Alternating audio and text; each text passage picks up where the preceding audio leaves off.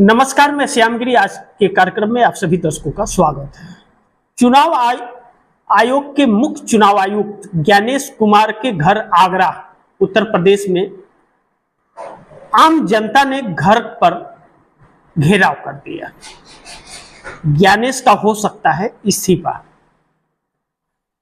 बड़ी दुर्भाग्यपूर्ण परिस्थिति है।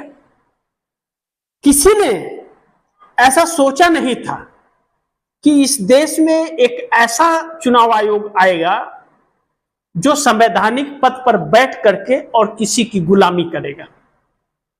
किसी एक खास व्यक्ति के लिए आम जनता का जो एक ही अधिकार संविधान ने इस देश में दिया है, वोट का, उस पर भी डाका डाल देगा, डकैती कर देगा। किसी ने यह सोचा नहीं था। लेकिन जब अब बात संविधान और लोकतंत्र की आ गई है और अपने आप पर आ गई है, तो आम जनता बेकाबू हो गई है और वह एक सबक सिखाने के लिए सरकार को और उस व्यक्ति को जो आम जनता के वोटों के अधिकार को छीनना चाहता है, उसके खिलाफ सड़क पर उतर गई है और आक्रोशित है। सोचिए, बेकाबू पब्लिक जो आपा खो बैठी है और जिसे अपने वोट छीनने का डर है, उसे अगर ज्ञानेश कुमार मिल जाएंगे तो क्या होगा? सोचिए, जरूरी है और उससे ज्यादा ज्ञानेश कुमार को सोचना जरूरी है। लेकिन ज्ञानेश कुमार के पैतृक गांव आगरा के अंदर क्यों जनता ने धावा बोल दिया? ज्ञानेश कुमार तो वहां रहते नहीं है, हर कोई जानता है इस बात को।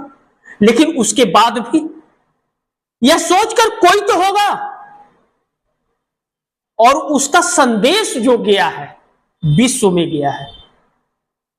जिस देश के चुनाव आयोग की दुहाई हर जगह उदाहरण दिए जाते थे, उस देश के चुनाव आयोग का घेराव हो रहा है, यानी कि वोट चोरी का।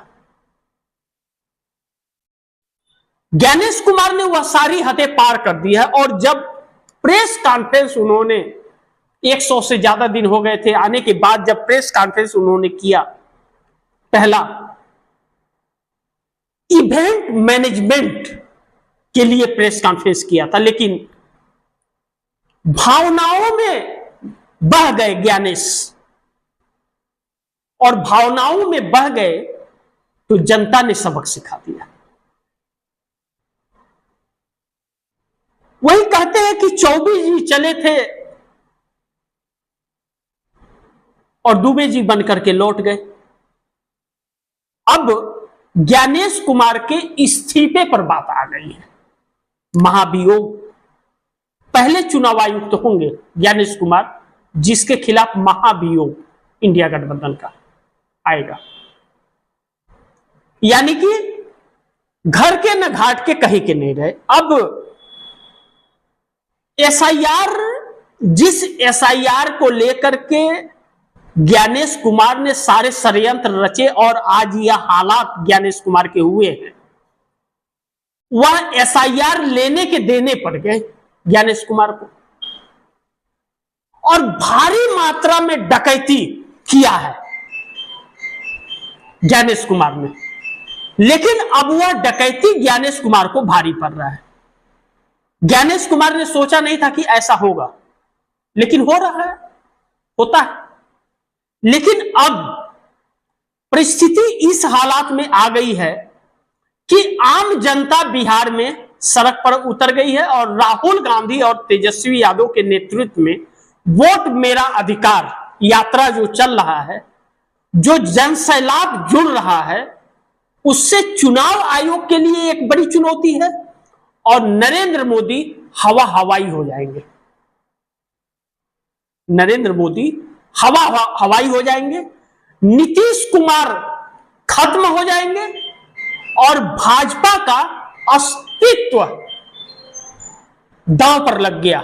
अब बिहार के अंदर भाजपा बहुत बुरी तरह हालात में आ गई और भाजपा के वजह से और मुख्य चुनाव आयुक्त ज्ञानेश कुमार की वजह से एनडीए गठबंधन के घटक दल मुसीबत में पड़ गए हैं। उन्हें समझ ही नहीं आ रहा है कि वह क्या करे और क्या ना करे।